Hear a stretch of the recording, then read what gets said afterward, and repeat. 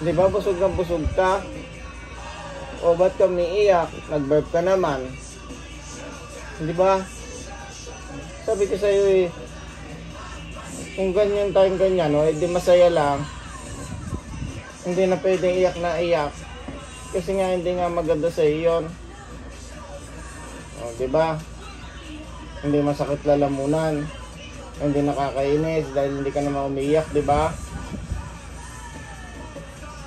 Okay naman yung ganyan hanggang mamaya, iiyak ka lang pag basahin yung pampers mo. Pag kumain ka, yun lang naman ang pwede mong iiyak, tsaka pag gutom ka. Pero pag wala namang dahilan, hindi ka naman pwedeng umiyak.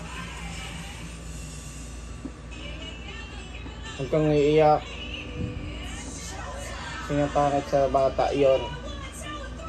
May nakita ka ba? May nakita ka bang batang umiiyak dyan sa labas? Diba wala? Nagmumurahan lang sila? O ganon.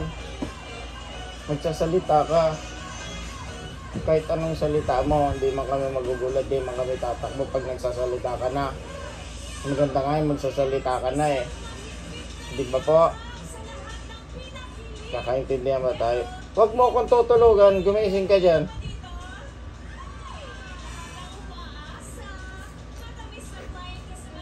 Kinakausap kita, bakit mo ako tinutulugan? Bastos yan, baby.